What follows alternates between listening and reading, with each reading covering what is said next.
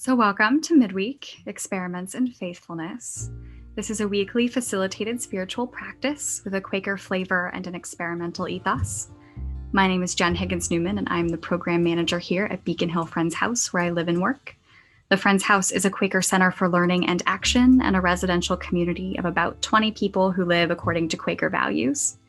And tonight we have Rachel Shields Ebersole with the practice Spiritual Journey Mapping. So in this practice tonight, we'll reflect on our spiritual journeys through making a creative map, noting highs and lows, turning points, landmarks, paths not taken, and the roads branching out in front of us now. So Rachel requests that attendees bring these things to the practice tonight: a large drawing surface, so you may want to consider taping a few sheets of paper together, a pencil and eraser, a variety of drawing implements like colored pencils, crayons, and markers, something to jot notes on. And if you want some music to go along with this practice, of course, you should show up with what you want to do tonight and show up how you are now. Now, I'm excited to introduce you to Rachel. With a passion for creating community in every form she can think of, Rachel was active in community development in Woodstock, Vermont, most recently ran a coworking space in Portland, Oregon, and is currently taking time off to do creative exploration and incubation of whatever beautiful thing is next. She now lives in Milwaukee, Wisconsin. So again, welcome. We're happy that you've joined us, and Rachel, it's all yours. Thank you, Jen. Thank you all for being here. It's a delight to see all of your faces and or names. So I'll take you through a practice that I found to be really insightful for myself. We'll make a map. Emily mentioned she is anti-artistic, so it'll be exciting to see what she comes up with, but I know you all will do something really beautiful and original. And of course, the goal is just to follow your own process. I'll show you some examples for inspiration. But for the moment, I'd like us just to take a few minutes of silence to reflect on our spiritual landscape. And I'll invite you to maybe jot down a few notes as things come to you. One thing to consider is that you may want to do a map of your current landscape, maybe the influences and situations that are speaking to your spirituality right now. Or you may want to do a chronological map of things that have happened along your journey. So we'll just take a few minutes of silence, let things come to you as you consider your spiritual landscape, and just make a few notes of things you'd like to include on your map. So as we continue this process, other things will come to you. Feel free to take notes or just jot things down directly on the surface where you're drawing your map. But I'd like to show you a few examples for some inspiration of other maps that I've found to be really beautiful or accessible. You know, we don't have to do anything fancy here. It's really just for your reflection purposes.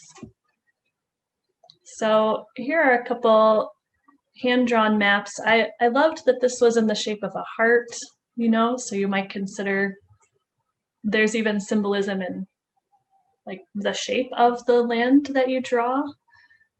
I loved that this had lots of different elements, sand dunes and archipelagos.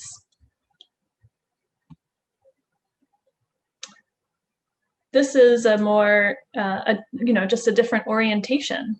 So we think of a map as looking directly down on the landscape, but you could take a different view. And this I love in that it's very honest. Here's a sea of darkness and a lonely desert.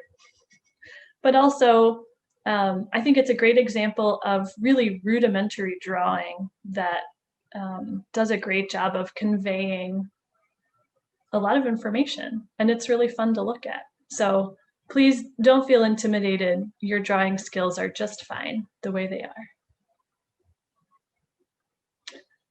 This is one of the earliest maps that we know of. It's an ancient Babylonian map. I included this because it's cool, but also because it's very symbolic. Babylon is the center here, and then they're like outlying vassal states. So you could just completely work with symbols, but here's another one that's very timeline driven. So it takes that chronology kind of literally. This middle one is really just regions, which is kind of an interesting idea if you don't want to get very detailed. Here's a video game map that is from Zelda.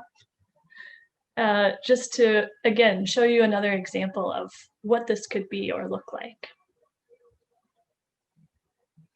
And I thought this was really beautiful. If you don't actually care to include any labels or words or symbols, you know, consider just the landscape as an option.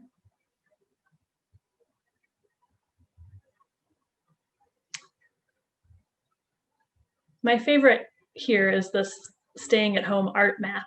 Obviously, it's very current.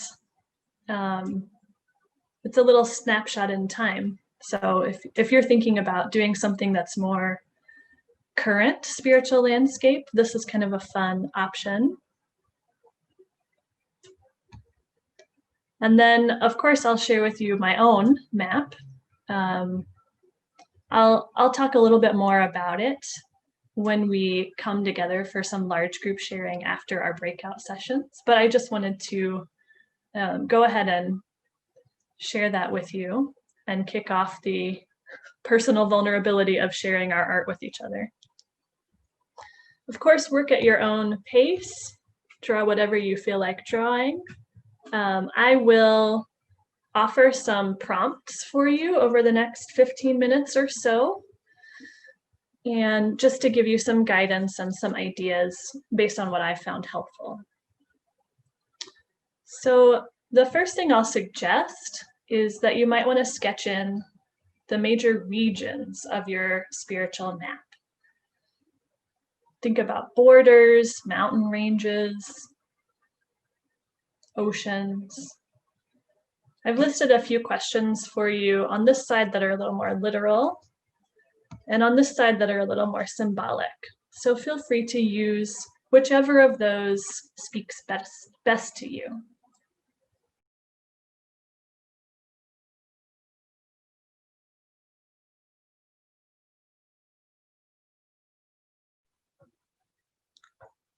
Please continue to work as you feel led. If you'd like, you might want to consider water features at this point.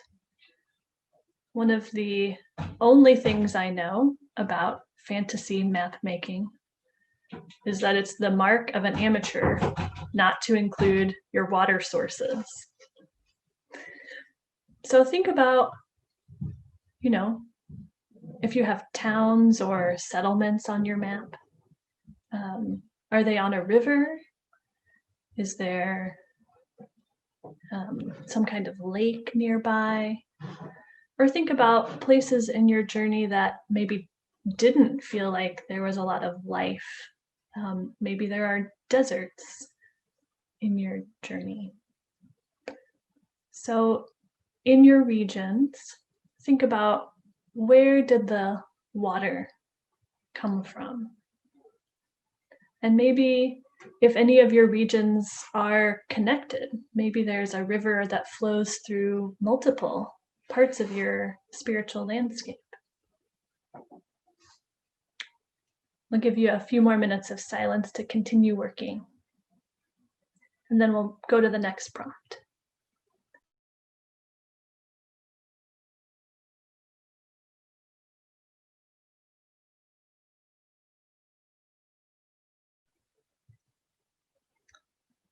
The third thing I'll invite you to consider is landmarks and dwellings. So you may have already added some of these. And I have an illustration here to offer you some humor and inspiration. Perhaps there's a place in your spiritual journey that feels like a pit with a squid in it, or a permanent tornado. But maybe there's a place that feels like a fortress where you're safe. Maybe there's a place that feels inviting. Think about what gave you or gives you shelter in the various parts of your journey.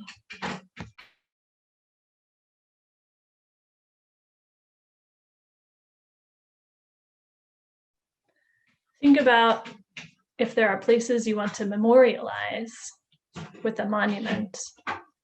Maybe there are places of learning that you'd like to symbolize with a school or a library or a temple.